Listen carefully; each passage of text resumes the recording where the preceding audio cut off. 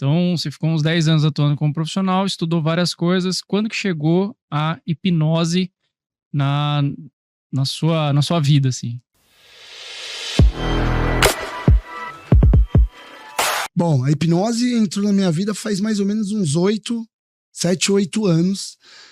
Eu conheci o coaching, eu conheci a hipnose ericksoniana, e aí eu encontrei a Omni, né, que é a hipnose clínica.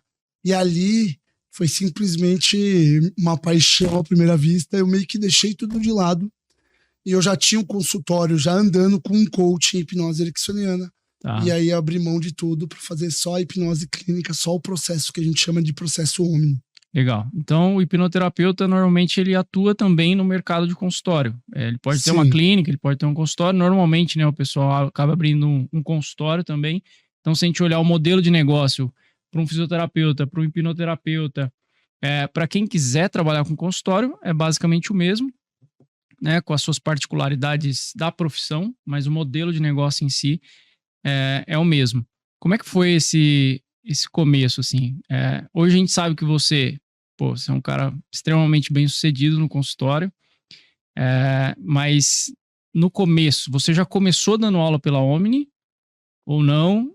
Como é que foi esse comecinho ali dessa transição de carreira? Eu vejo muita gente transitando de área, muitas vezes querendo sair do CLT, às vezes querendo mudar realmente de um estúdio ou de uma academia, partir para um personal ou partir para algo mais individualizado. Então, como é que foi essa transição, esse comecinho desse consultório? Bom, foi insano. Primeiro porque todo mundo falava assim, eu era muito bem posicionado como educador físico, né? Eu cheguei a cobrar minha aula como hora-aula R$250. Pô, isso mais de 10 anos atrás. Isso. Então eu estava muito bem posicionado, eu estava com grandes empresários e não foi por falta de opção, mas sim porque realmente já a educação física não mexia comigo. Estava gerando desconforto, eu achava que de alguma forma eu não entregava todo o meu potencial. Só que eu confesso que foi uma maluquice, foi tipo assim, totalmente despreparado. Naquela época ninguém me apoiou, apenas minha esposa, né? E de alguma forma, então eu gosto de contar na formação que foi como pular de paraquedas sem paraquedas. E eu tive que achar o paraquedas no meio do caminho. Então foi praticamente um suicídio. No meio do caminho, eu matei o Samuel, educador físico, eu fechei aquele networking e eu criei um network novo. Então, assim, foi muito doloroso. Eu confesso que por falta de conhecimento, eu apanhei muito mais do que eu precisaria. E aí, dentro do valor, uma pergunta que eu sempre recebo dentro do valor, qual que é a diferença, né, do valor e do preço? O que eu percebo muito dentro dos profissionais que trabalham em consultório, principalmente quem está transitando aí de um convênio ou quer ir para o particular ou está em uma região não está cobrando bem, quer aumentar o preço, existe uma coisa que aí é onde eu quero entrar, que você domina, que é o medo. Né, o medo de cobrar mais, né? Então isso é uma coisa que a gente vê muito. Eu vejo alguns medos dentro dos profissionais que a gente faz mentoria, que é medo de se desvincular do trabalho atual, né? Medo de subir a consulta, de cobrar mais, né? Tem medo às vezes de investir no marketing porque acha que é um gasto. Então o medo é uma coisa muito grande, mas eu quero pontuar mais especificamente o que você entende com relação ao preço, medo de cobrar.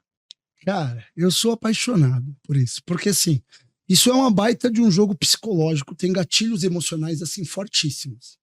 Mas um dos exercícios que eu gosto de fazer, até quando eu tô dando aula para os hipnoterapeutas sobre preço, é assim, imagina que tem 2 livros agora na Amazon.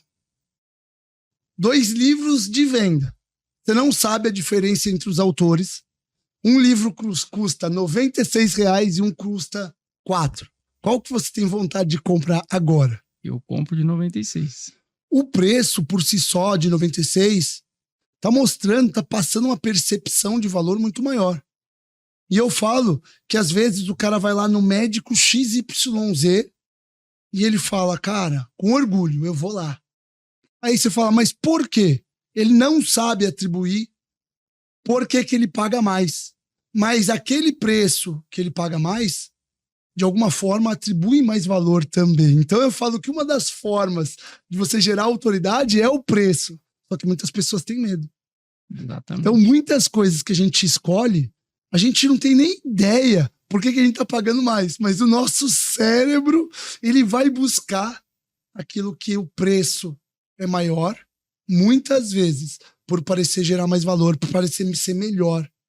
Perfeito. Eu usei uma frase que eu falo, o preço posiciona, Sim. né? Então foi mais ou menos o que você falou. Agora, você consegue listar pra gente aqui, talvez, eu sei que eu fiz o curso de hipnose com você, eu entendo que às vezes o trauma, ele não segue uma regra, né? Cada um vai ler aquilo de uma forma, vamos falar assim, mas você consegue listar algumas coisas que fazem essas pessoas terem medo de cobrar, assim, de falar esse preço, de se colocar nessa situação? Você consegue listar algumas coisinhas aí? Bom, então só vou contextualizar rapidinho. Tudo que a gente Bora lá. vivencia na nossa vida, isso você já sabe, mas talvez nem todo mundo saiba, todas as nossas experiências, elas ficam gravadas na nossa mente, ponto. E aí, sobretudo no Brasil, a gente tem um problema com dinheiro que é muito poderoso, é muito forte. É meio que assim, é feio cobrar, sobretudo na área da saúde. E aí, então, existe o medo de você ser ganancioso. Esse é o primeiro medo.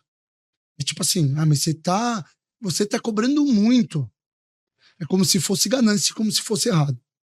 Esses dias, só te cortando um Claro. pouquinho, mas esses dias uma aluna minha da mentoria, a gente falou, você precisa ajustar o preço, né? Ela, mas e se as pessoas falarem, e se é muito seu, né? O si, né? E se as pessoas falarem que eu tô ficando metido, né? Então entra muito nisso aí que você acabou de levantar, né? E aí entra isso aí, é perfeito. E se, eu falo sempre, o e se mata os nossos sonhos. Então, assim, o medo de errar. Então, qual é o medo de errar? É o medo de eu ir lá, aumentar o meu valor e alguém dizer que tá muito caro, alguém me rejeitar, o medo da rejeição, o medo de estar errado. E tudo isso vem lá da nossa infância, né? Porque na nossa infância, como criança, a gente tinha uma obrigação emocional com os nossos pais de acertar. A gente quer agradar, os nossos pais brigam quando a gente faz uma besteira e a gente erra. E aí, de alguma forma, então, a gente busca estar sempre certo. Só que, no fundo, é uma necessidade de agradar, é uma necessidade ali de gerar valor pelo medo de desagradar, percebe? Sim. Então, o medo de errar, o medo da rejeição, o medo de tomar um não, cara, isso é muito forte na nossa sociedade. Por que que você é tão apaixonado pela hipnoterapia dessa forma? Cara, certa vez, numa live, uma psicóloga, ela entrou na live e eu tava fazendo a live com o Michael, que é o dono da escola, né, o presidente da Omni, e ela bateu numa tecla que por algum tempo eu fiquei refletindo. Ela falava assim, eu não vejo a mágica que você vê na hipnose, na hipnoterapia. Eu não vejo a mágica que você vê. E aí eu parei um tempo para refletir sobre essa pergunta, porque depois eu ainda recebi um áudio dela de 11 minutos. Nossa, mas E até tinha 2.0 ou não? Eu confesso que eu vi até o 6º minuto. E até o 6º minuto ela falou umas 20 vezes, eu não vejo essa mágica que vocês veem. E aí, então, eu me remeto à dor principal da minha vida, que era a sensação de estar sempre sendo tolhido pelo mundo, sempre isso não vai dar certo, isso é perigoso, isso, aquilo outro, você vive em alta intensidade. Eu era uma pessoa muito intensa e não existe mágica na hipnoterapia. Foi essa resposta que eu descobri. Existe mágica na vida. Nessa pessoa que eu falo, você, eu e todas as pessoas que estão aqui. A vida é mágica. E a hipnoterapia foi o caminho que eu descobri que libera essa mágica. Por que eu falo da mágica da vida? Porque, assim, uma mãe, uma mulher, soro positivo, desnutrida, usuária de droga, ela consegue dar luz a uma vida e vence todos os diagnósticos, prognósticos da medicina, dizendo vai morrer, vai ser frágil, vai ser não sei o quê. E esse ser vira, às vezes, um atleta, vira uma coisa que ninguém imaginou. Sim. E eu falo, então, que a hipnoterapia é o caminho que eu descobri, que pode ajudar cada pessoa é liberar a mágica que existe de verdade na vida. O poder de autocura, o poder que a gente tem como ser humano de, às vezes, uma palavra mudar a vida de uma pessoa. O poder do sorriso que contagia.